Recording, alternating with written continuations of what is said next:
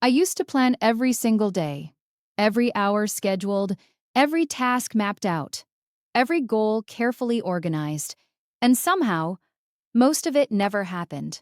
Then I started looking at how Japanese people actually structure their lives.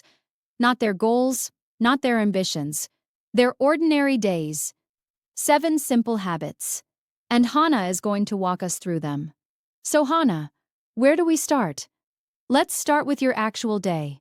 Not the day written in your planner. The day you really lived. The one that began with your phone, before you even got out of bed, and ended with you feeling busy, exhausted, and strangely unsure what you accomplished.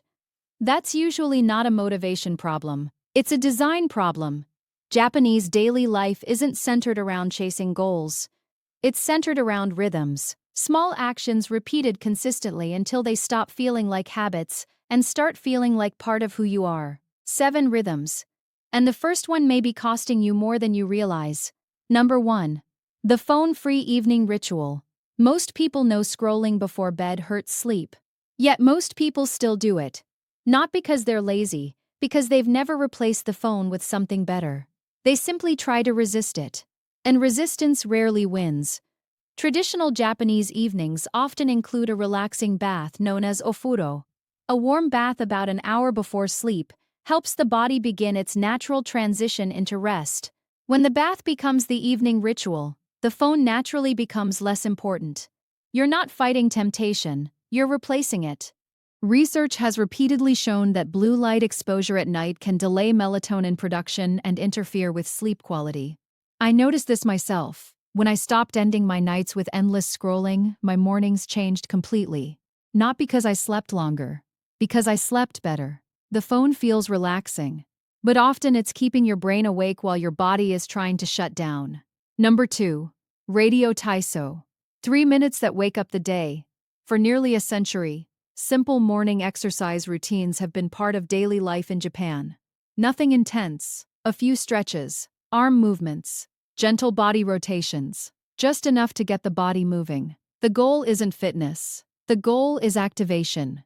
Studies on circadian rhythms suggest that light movement shortly after waking helps signal to the body that the day has begun.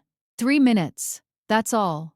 Not a workout. A signal. And signals repeated daily become automatic.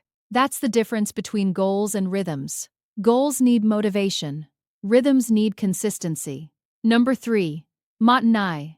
Use what you already have. Matanai is difficult to translate directly. A simple version might be, don't waste what's valuable. In Japanese culture, it's often applied to food, materials, and resources. But it works for time and energy too. Most of us keep waiting. Waiting until we're more motivated, more rested, more prepared, more confident. Meanwhile, the opportunity sitting in front of us goes unused. Matanai says, use the energy you have today. Use the hour you have today. Use the imperfect conditions you already have. Because waiting for perfect often means wasting good enough. I spent years creating perfect plans. What changed my life was finally using imperfect moments. That one hit me. I never thought of perfectionism as a kind of waste. What's next, Hana? This next one seems tiny, but it changes more than people expect. Number 4.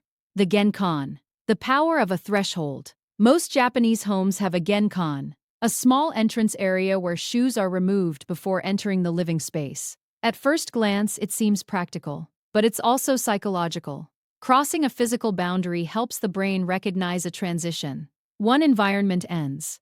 Another begins. The genkan creates a clear separation between outside life and home life. You can create your own version. Maybe it's hanging up your bag. Maybe it's sitting in the same chair for a moment. Maybe it's taking one slow breath before starting work. The specific action matters less than the repetition. Do it consistently. And eventually your brain learns the signal. Every time you perform that small ritual, your mind understands that one chapter has ended and another has begun. That simple transition can reduce mental clutter more than most people realize. Number 5. Osoji. The 5-minute reset. Many people think cleaning requires a free afternoon. Osoji takes a different approach. Before leaving a room or ending the day, spend 5 minutes returning things to their place. Not deep cleaning. Resetting. A small return to order. Research suggests clutter competes for your attention, even when you're not consciously focusing on it. A messy environment quietly drains mental energy. The reason Osoji works is simple. 5 minutes feels too small to postpone. And small actions repeated daily prevent large problems from building up. That's interesting. So you're saying clutter affects us even when we think we're ignoring it? Exactly. Your brain continues processing the environment around you. Every unfinished pile, every object out of place, becomes another thing demanding attention. You may not notice it consciously, but your mind does.